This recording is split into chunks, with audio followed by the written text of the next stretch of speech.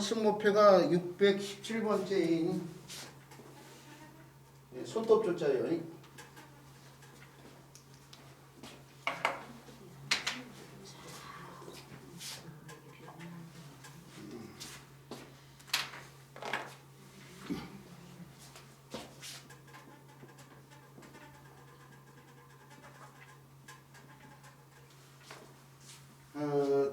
손톱이 손의 일부인데요. 그 손의 일부는 손톱을 나타내서 아무래도 손을 갖다가 전부 펴낼 수밖에 없어요. 요걸 근문장을 보면은 갑골문장이보다 근문장이 보면 이렇게 사람의 손이요. 사람의 손이 이렇게 있으면 손가락 5개를 다 펴내게 문자로 다 선으로 이렇게 펴내가지고 흘러가서 5개가 다 들어가는 게 좀 복잡한 게 옛날 사람이 이렇게 갈렵게 펴냈다고 했잖아요. 근데 여기에 끝에 손톱을 이렇게 펴있는 게 있어요.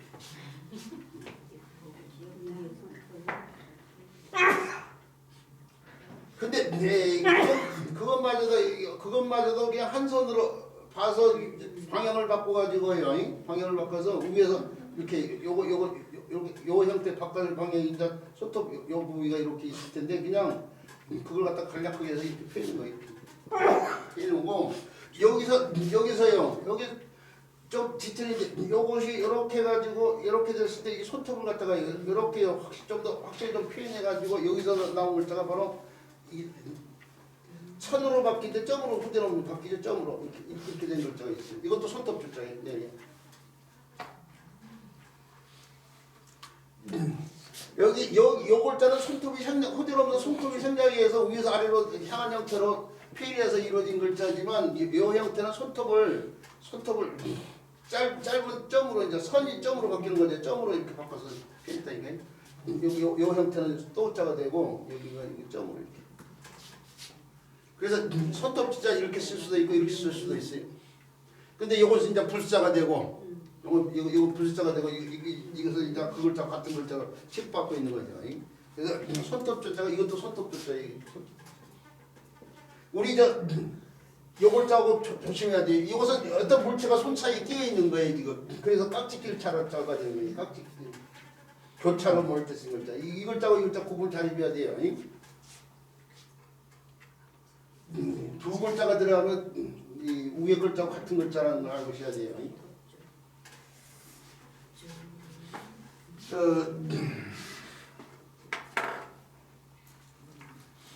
손톱 조자가 쓰여지는 말들이 뭐 조화지사 뭐 이런 말들인데 짐승의 이게 사람의 손톱만 뜻하는 거예요. 짐승의 손톱까지도 뜻하는데 짐승의 손톱 발톱 같은 걸 뜻하게 되는데 뭐 짐승의 손톱 발톱 같은 것이나 어금니의 역할을 하는 신화를 갖다가 조화지사 뭐 이렇게 얘기하더니 그다음에 뭐 이제 손톱 발톱과 관련이 되는데 이게 손톱 발톱이 몇 개냐에 따라서 해서 격이 달라지는 것이 용이에요. 용 발톱.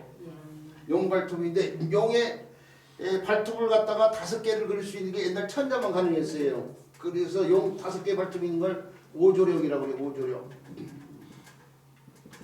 이제 우리 진품명품 같은데 옛날 골동품이 나왔을 때 골동품이 이렇게 되는데 한쪽 깨졌는데 용이 그려져 있어요. 근데 발톱이 5개야. 그리고 온전하게 돼 있는데 발톱이 3개야. 그러면 이것이 훨씬 더 가격이 있다고 봐야 돼. 깨졌음에도 불구하고. 이게 천자가 사용한 그릇이기 때문에.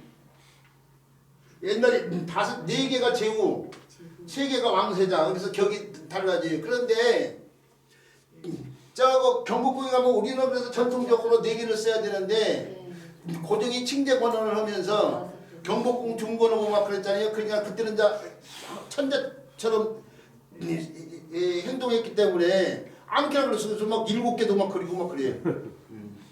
5개가 아니고 막 7개도 그려놓고 막 그런다니까요. 고종이 위에 그린 그런 보면 왜 그러냐고 하는데 그건 이제 마음대로 할 수 있기 때문에 그런 거죠. 근데 이제 전통적으로는 천자만 5개를 했던 거죠.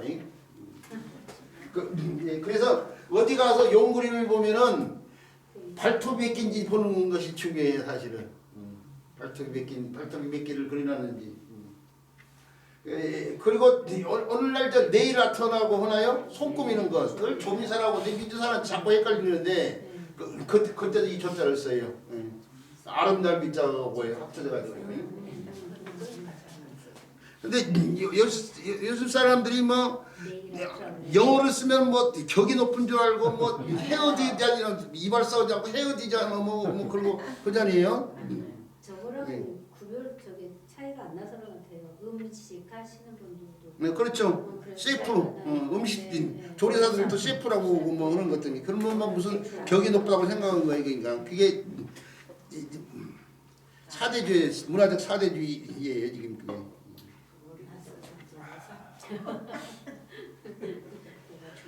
자, 요 글자는 어쨌든 간에 그런 데 쓰이는 글자인데 오늘 대나무가 달라고 되면은 대나무로 만든 조리요, 조리대 이렇게 쌀 일구는 조리대요. 저 고등학교 1학년 때도 자취를 했는데 저 1학년 때 자취하면서 이게 처음 한 6개월 정도 한 3개월 조리대를 써서 이 쌀을 읽었거든요. 자취를 혼자 밤에 먹으니까 아이 귀찮더만 겨울에 막 손이 시렵고 막 그래서 바가지로 바꿨어. 바가지 이렇게 바가지로 이렇게 하면 보는 나중에 옛날에는 돌들이 좀 예법 나왔어요. 그래서 안 읽으면 안 돼. 요즘에 요도 습관이 돼가지고 요즘도 해. 습관을 버리기 힘들어가지고 안 나와도 혹시나 하고 매번 하는데 이제 바가지로 물을 따라내면서 이렇게 해요. 하는 거죠. 근데 이제 요즘 조리대가 필요 없다 그 얘기예요. 조리고 이게 그걸 이제 그 조리를 갖다가 조그맣게 만들어가지고 장신용으로 만들어가지고 이 정초에 이 복을 담으라고 해서 이제 돌리는데 그걸 복조리라고 그러죠. 복조리 할 때 쓰는 조자죠 이게. 조리 조자. 복조리. 이게 난감한 게 정초에 막 아르바이트 하는 사람들이요. 이게 갖다 그냥 새벽부터 이렇게 돌아다니면서 저 요즘 아파트들이 많으니까 아파트 문에다 이렇게 걸어놓고 한단 말이에요. 그리고 나중에 와서 이제 다른 데로 저 등록금 마련한다고 돈 많이 벌어 그 사람들. 등록금 마련한다고 하면 정초부터 복 들어온다는 걸 물리치기도 힘들고 또 등록금 온다고 하니까 막 또 10,000원 줄 거 20,000원씩 주기도 하고 막 그래요. 그래가지고는 그것만 해가지고도 저 등록금 충분히 마련할 정도 번다고 그래요. 올 정초에 그거 한번 해볼까? 올 설날에 주머니 사정이 하는 건데. 아니 막 중국에서 막 수입에다가 막 갖다가 달아 놓는 거야. 그렇게 뭐 형편이 안 되면 그렇게라도 해야지 뭐. 복조리 그러다 보니까 그 생각까지 나네. 요 글자도 손톱조자로 했는데요. 여기다가 벌레 회자가 되려고 치면은 조는 좋은데 벼룩조자예요. 벌레 가운데 벼룩. 벼룩조자고 요 글자가 이렇게 쓰이는 말이 없어요. 뭐 조술 이슬자고 관련돼 가지고 조술 뭐 이런데 쓰이지는데 그냥 그 말은 좀 어려운 말이고. 요 글자를 알아야 되는데 그런데 두 글자가요. 요 글자가 음역할 해가지고 쓰이는 글자 가운데 이게 저방매에 달라붙고 말맞자가 달라붙는 글자예요. 이 두 글자를 기억을 해줘야 되는데 요거 소로 바뀌면서요. 손으로 긁는다고 해서 긁을 소자예요. 손으로 긁는다. 긁을 소자인데 격과소양. 이제 임시방편책, 미봉책을 뜻하는 말이에요. 하석상되고 통하기도 하고요. 뭐 고식지게하고 통하기도 하고 동족방류하고도 통하기도 하는 말인데 간질은 신발을 신고 간진 데를 긁어요. 근데 조금은 시원해진 감이 있지만 근본적으로 해결을 못했잖아요. 간지러움을. 그럴 때 쓰이는 격과 소양의 소자고 소양증 같은 데도 쓰이네. 막 간질증이 많아가지고 긁는 증세. 소양증. 소양증이라는 병이 있어. 가래울 양자도 가래울 양자야. 그 다음에 요 글자는 소는 소인데 말이 덩치는 커도 초식동물이에요. 초식동물. 겁이 많아 사실은 야들이. 그래서 조그만 뭐 천적 같은 걸 보면은 뭐 시끄럽게 하는 거죠. 옛날에 저 산에서 산짐승들이 내려와가지고 말들 막 해치고 막 그랬단 말이에요. 시끄러워. 소동을 벌인다 먹을 때 쓰는 게 소란을 떨다 먹을 때 쓰는 거죠. 이런 데 손톱 조자가 쓰인다는 사실 알아두시기 바라고요. 뒷장으로 넘어가지고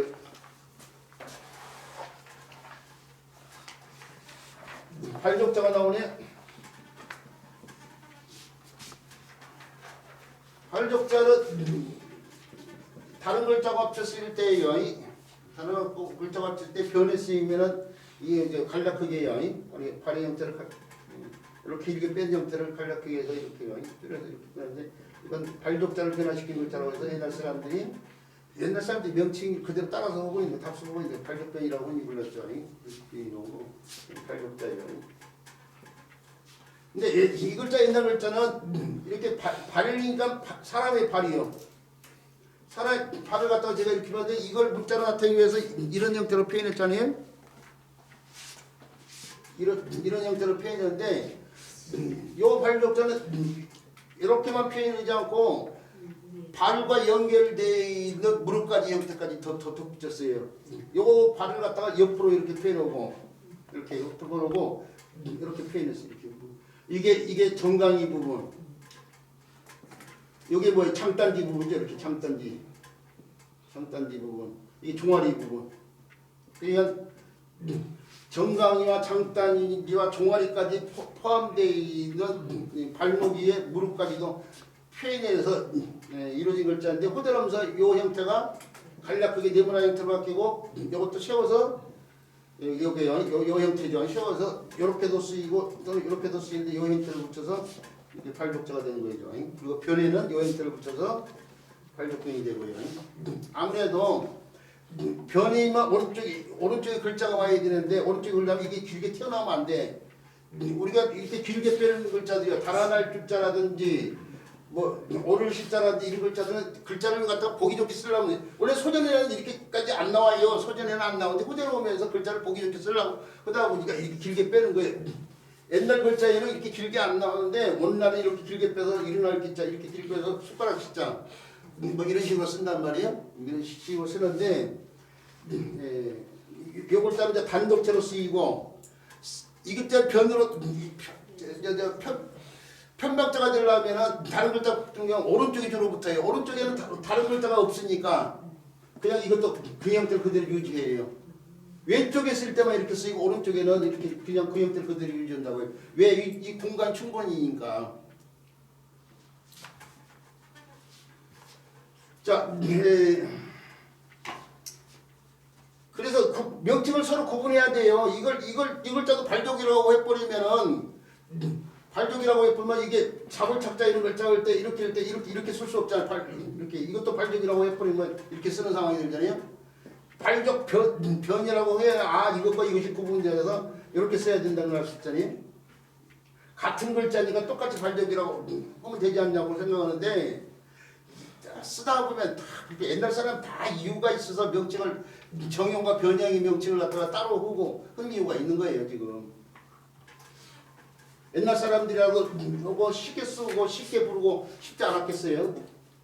다 이유가 있으니까 그 형태가 만들어지고 그게 오늘날까지 이어온 거 아니에요? 자, 이 발족자요. 이 발족자는 뭐 족발을 때 쓰이는 글자인데요. 족발을 때 쓰이는 글자인데 족발이 사실은 족이 발인데 또 발을 붙였죠. 이게 동의가 중복이 된 말인데 워낙 오랜 동안 쓰이기 때문에 통용을 하고 표준어로 인정하고 있는 거죠. 묵 맞고 트는 것처럼요. 그렇지만 역전압인지 처가댁 뭐 이럴 때는 쓰면 안 되죠. 처갓집 뭐 이런 말이요. 처갓집 통닭 뭐 이럴 때 처가가 가짜가 집 가짜니까.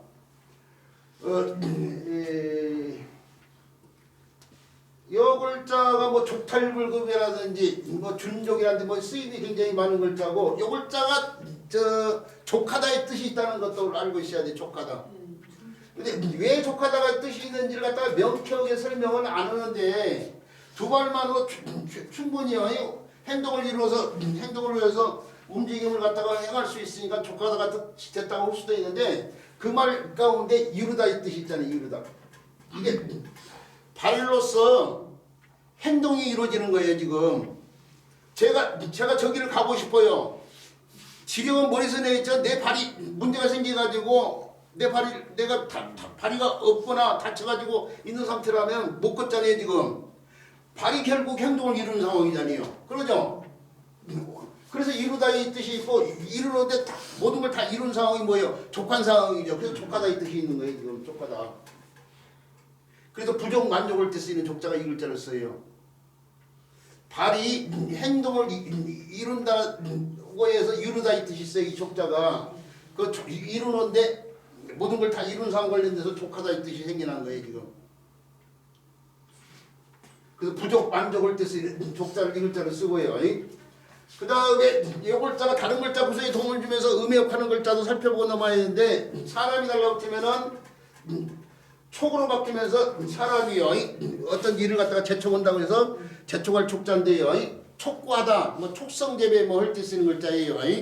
그 다음에 손으로 잡을 때는 촉이 척으로 바뀌어 이번에는 그 손으로 잡는다고 해서 잡을 척자인데요. 순간을 포착하다 뭐 할 때 쓰는 척자가 바로 이 글자예요. 그 다음에 이 치자가 달라붙으면 이를 악물고 악착을 떤다고 해서 악착할 척자예요. 악착이란 말 외에는 거의 안 써요. 악자를 지복자를 붙여서 이렇게 이 치자에다가 이를 악물는 상황이요. 악착이란 말 척자예요.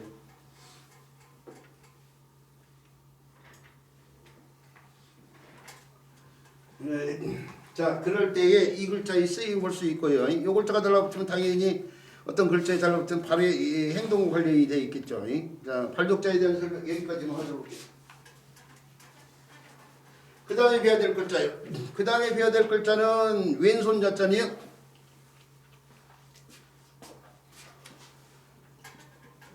이 왼손 자자 부수 속에는 모양이 비슷한 글자예요. 모양이 비슷한 이 글자도 같은 부수 속에 편집되어 있는데 오늘날에 그 우리나라에 나와 있는 사전 보면 이 두 글자를 구분을 못하고 표기하는 사전들이 예법돼요. 요 글자에다가 왼손자라고 하기도 하고 요 글자에다가 왼손자라고 하기도 하고 요 글자에다 쌍날철이라고 하기도 하고 요 글자에다 쌍날철이라고 하기도 하고 그러는데 요 글자에다가 쌍날철이라고 하면 틀리고 요 글자는 왼손자자고요. 그 다음에 요 글자가 쌍날철자죠. 그래서 구분해야 돼요. 쌍날철자가 이 부수 속에 들어있어 두 개가 하나의 부수에 체계가 담겨져 있으니까 구분을 못해가지고 이렇게 표현해놓고 왼손자라고 하고 이렇게 표현해놓고 쌍날철이라고 하면 한자 사전들이 예법된다니까요. 그리고 그걸 사전에 그대로 보고 그대로 따라가려는 사람들이 있어요. 저 인터넷 자료들 잘못된 한자 설명들 굉장히 많고 잘못된 자형 이렇게 배치해 놓은 것도 예법되고 그래요. 깊이 있게 공부하는 사람들은 그게 옳은지 않는지는 모르고 무조건 따라 쓰려고 하는데 저 여러 것을 참고해 가지고 공부를 해야 그게 눈에 드러난다 이거예요. 그러지 않는 이상은 자꾸 헷갈려오고 뭐 엉터리로 설명도 하고 그러는 상황인데 이 왼손 자자는 사람 오른손이요. 오른손을 나타내는 글자가 이렇게 표현하면 반대 왼손은 이렇게 표현이 되는 상황이 이렇게. 여기서 정의가 된 글자가 이 글자라면 여기서 정의가 된 글자는 바로 이 글자예요. 이게 오른손을 나타낸 오른손 우자고 이게 왼손을 나타낸 왼손 자자예요 원래. 근데 그대로 오면서 오른손에서 오른의 뜻이 나오고 또 오른손이 많이 사용되면 또라는 뜻도 나와요. 오른손이 반복해서 많이 쓰니까 세상에서 90%의 사람들이 오른손을 쓴단 말이에요. 오른손. 그래서 우리가 손을 문잡이 같은 거 할 때 오른손 사람들이 쓰기 편하게 돼 있는 것이 바로 그거예요. 어떤 시설 같은 데 가면 다 오른손 중심으로 돼 있어요. 우리가 이 오른이란 말에 오른이란 말고 오른손에 오른이란 말고 왼손에 왼이 있잖아요. 이게 기본이 왼의 기본이 외다예요. 외다. 그다음 오른의 기본은 뭐냐면 예? 이게 곰자 오라다예요. 오라다. 예. 그러니까 여기서 관련사형 어민인 니을 맞지? 이게 어간이 오른손 같으면은 올한 손이 되는 거예요. 올한 손. 이게 책력되고 이 올하다에 이거에다가 니은을 붙여서 올한 손이 오른손이 된 거야. 지금 이 올하다가 오늘날 바뀌었어. 뭘로 바뀌면 옳다로 바뀌어. 옳다. 옳다의 옛말이 이제 올하다예요. 옳다가 바르다예요. 바르다. 그래서 이거 바른 손이 오른손이 바른 손이잖아. 그게 반대손은 외다인데 기본적인 외다인데 외다는 그르다의 옛말이야. 그르다의 옛말. 그르다의 옛말이라고요. 그러니까 옛날 어머니들이 왼손잡이도 있고 100명 가운데 10명 정도로 왼손인데 왼손을 못 쓰게 하고 오른손을 굳이 쓰게 하는 것이 바른 손을 갖다가 강조하다 보니 그런 건데 사실은 오른손을 쓴 사람들은 왼뇌가 발달되어 있고 왼손을 쓰는 오른뇌가 발달인데 오른뇌가 발달된 사람들이 예술적 감성이 뛰어나고 창의적이 있는 사람들이에요. 그래서 아인슈타인, 뉴턴 이런 사람들 예. 이런 사람들 아주 역사적으로 유명한 사람들이 왼손잡이였어요. 굳이 오른손 왼손 구분할 거 없죠. 근데 이제 옛날 사람들 인식이 그랬던 거예요. 그래서 그 인식 그대로 반영된 거예요. 왼손에 왼이 기본이야. 그러니까 여기다도 반영사의 어미 니은을 붙여가지고 왼이 된 거야. 외에다가 니은을 붙여서 왼. 근데 그게 그러다 옛말이라는 걸 알고 있어야 되고. 그 다음에 옳다의 옛말에 오라다의 오란 손에서 난 말이 오른손이에요. 오른손이고 오란에서 오른이 되는 거예요. 오른. 자, 그 왼손을 뜻하는 글자고 요 글자는 초목에 쌓이게 나오는데 떡잎이 있고 본잎이 이렇게 있는 상황이에요. 요 글자가 두 글자가 바로 풀초자인데 후대로면서 글자에 보기 좋게 쓰려고 반듯반듯한 게 보기 싫으니까 어떻게 돼요? 앞에 걸 왼손 자체는 꺾어서 쓴 것뿐이야. 이거 두 개 다 원래 쌍날치를 써야 되는데 사람들이 글자를 쓸 때에 이 빠르게 쓰는 욕구도 봐야 돼. 보기 좋게 쓰려는 욕구도 봐야 돼. 빤빤하게 두 개 쓰게 더 보기 싫으니까 홀더러면서 이렇게 비쳤다니까.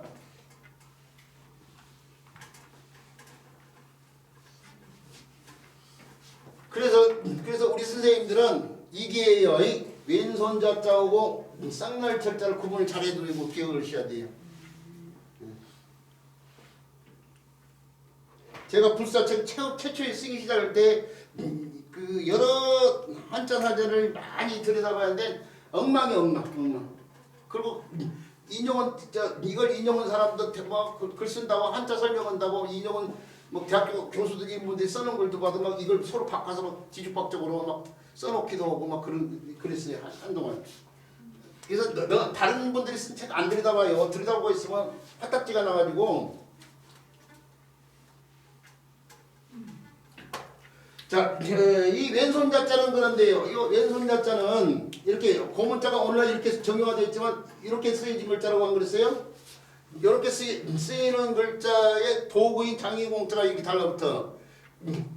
근데 이 글자가 다른 글자가 있으니까 정형의 형태로 그대로 못 가고 어떻게 돼? 이게 반드시 펼쳐진다 이렇게요.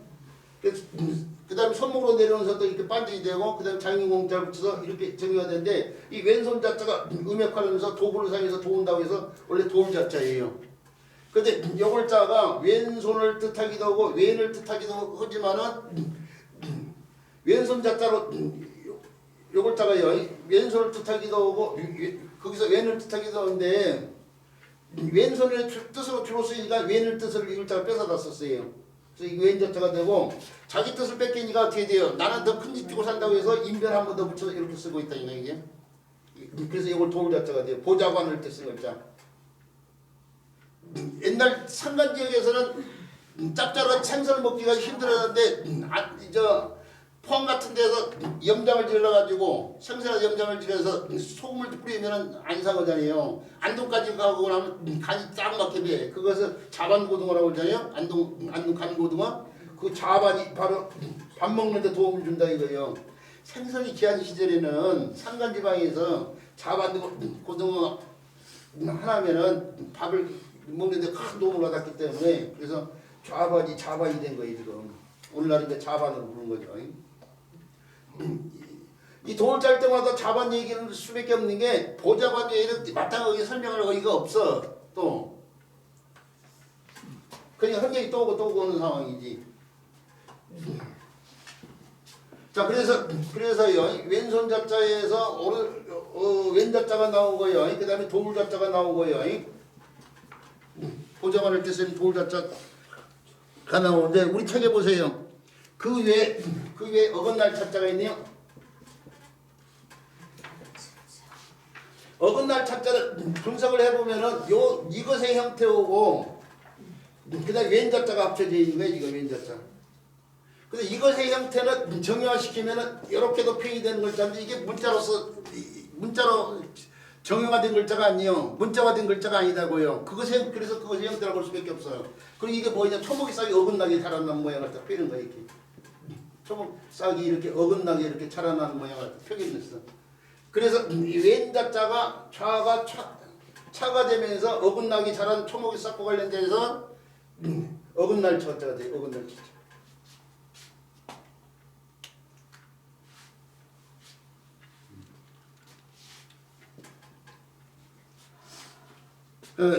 어긋날 차자가 되고 격차 차이 할 때 쓰인 글자죠. 천장지차 이럴 때 쓰네요. 근데 그 차자가 다시 발접변이 달라붙으면은 발이 길 가다가 돌뿌리 같은데 걸려서 넘어졌어요. 그래서 차는 차인데 돌뿌리 같은데 걸려가지고 발이 걸려서 넘어졌다니까요. 그래서 넘어질 치자고. 그래서 넘어져서 무릎이 깨지고 그러면 앉아서 아픔도 가셔야 되고 치료도 해야 되고 그러면서 일정이 늦어져. 그러면 어떻게 돼요? 차질이 생기는 거죠. 그 차질을 때 쓰는 차자가 바로 있죠. 차질이 생겼다. 그 다음에 입구자가 달라붙어 입으로 탄식한다고 또 탄식할 차인데 이제 문장 공부하신 분들한테 도움이 되는 글자예요. 일상 어려서에서 이렇게 쓰이는 것은 아니고 문장 시 같은 데 입을 때 차호라 해가지고요. 탄식을 말고 관련돼 있죠. 반면에 돌석자가 달라붙은 글자도 기억해야 되네요. 돌이다 간다 이거예요. 돌이다. 차는 차인데 돌이다 간다고 해서 갈차자인데 절차탕마 학문을 갖다가 연마하는 걸 갖다가 절차탕마 그러잖아요. 논어에 나오잖아요. 논어. 절차탕마. 끊는 듯 가는 듯. 절차탕마. 그런데 차자가 갈차자가 마자가 갈마자인데 갈마자를 갈다라는 글자를 두 개를 썼잖아요. 하나만 써도 될 것 같은데 왜 그러나요? 절차와 탕마가 서로 다른 상황이죠. 절차는 골각과 관련돼 있어요. 골각. 뼈나 뿔 관련돼 있어요. 뼈나 뿔을 끊어서 가는 상황이고 탕마는 옥석과 관련돼 있죠. 옥석. 구슬이나 금강석 같은 거 갖다가 쪼아내고 그러고 나서 다듬는 행위는 갈맞자예요. 그래서 이 골각을 다듬기도 하고 옥석을 갖다가 이제 골각을 갈기도 하고 옥석을 갈기도 하기 때문에 두 개 다 갈맞자를 쓰고 있는 것 뿐이에요. 그런 것처럼 학문을 연마한다는 의미죠. 자, 그런데 요글자가 쓰임이 더 있는 글자네요. 요렇게 해가지고 요렇게 쓰이는 순간 자가 음역하려는데 타까지로 바뀌었어요. 자, 타. 치읓, 고개의 장에서 디귿 티읕으로 바뀌는 상황이니까 자가 타까지였다고 탐모만 되면서 타. 그래서 언덕이 달라붙었는데 언덕이 무너진다고 해서 무너질 타자예요. 무너질 타자. 근데 이게 이렇게 쓰이는 글자가 없어요. 근데 요 글자를 알아둬야만이 요 글자를 통해서요. 다시 6달러이 달라붙어요. 6달러이 달라붙는데 이게 타가 그대로요. 타가 그대로 무너질 타에다 6달러만 더 달라붙었잖아요. 그 6달러는 고기 육자가 바뀐 글자예요. 그럼 타는 타인데 고기와 관련되어 있죠. 뜻이 제사고기 나머지 타자예요. 제사를 지내고 희생물을 잡았는데 그 제사에 사용되지 않은 그 고기와 관련돼서 제사고기 나머지 타자.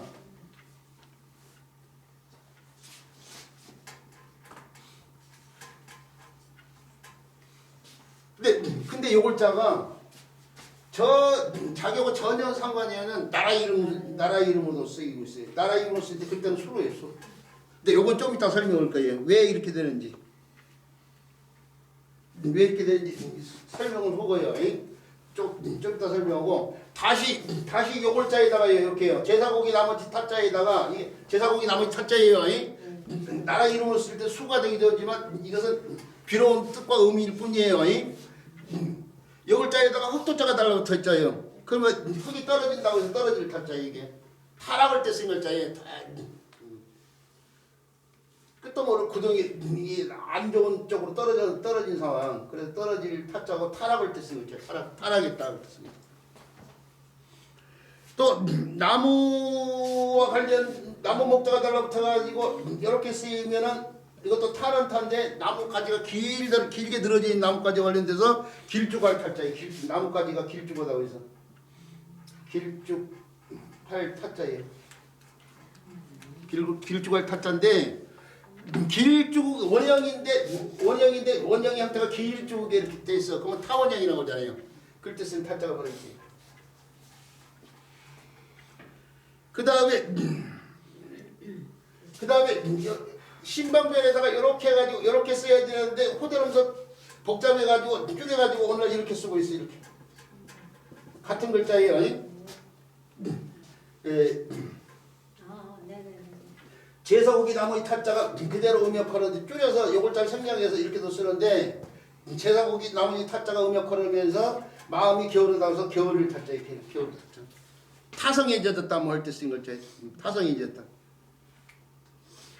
익숙해지다 보니까 뭐 괜찮겠지 하고 거기에 대해서 정성을 안 들이는 상황이죠. 타성해졌다 그랬어.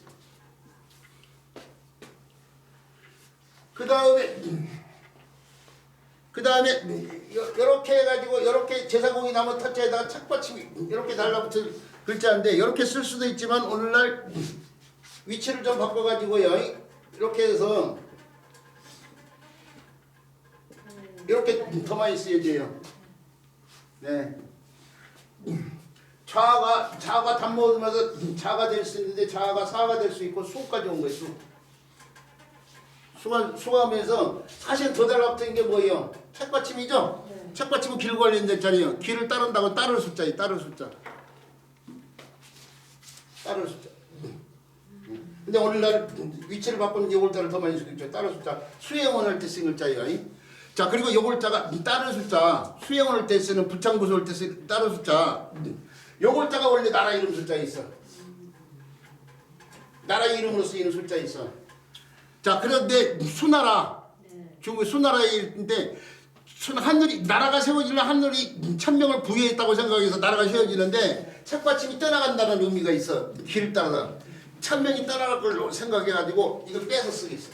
못 쓰게 하고 빼서 천명이 떠나간다고 해서. 그러니까 이 글자가 똑같아져 버렸잖아. 그러죠?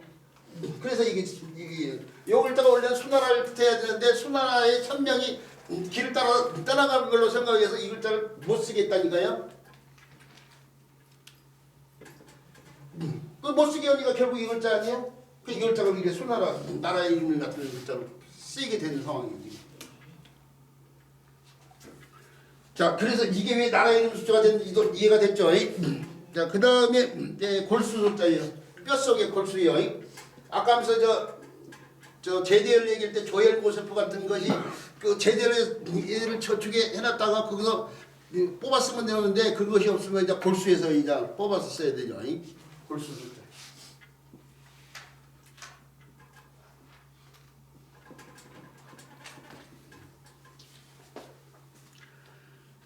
자, 내수, 척수, 뭐 정수 뭐 이럴 때 쓰이는 글자네. 자, 이런 데 쓰이는 글자가 바로 골수 숫자고요. 그 다음에 불동주자를 해야 되는데 50분에까지 말씀을 했죠? 5분밖에 안 남았기 때문에 그럼 여기서 끊어야겠네요. 자, 오늘 수업은 그럼 여기서 마치도록 하겠습니다. 자, 오늘 수업도 고맙습니다. 수고하셨습니다. 또 한 번 더. 예, 고맙습니다. 우리 여기 6분하고 또 수업 안 됐지만 유동열 선생하고 김명호 선생님이 곁에 가지고 종교들 분 마음을 전해드리겠습니다. 예, 고맙습니다.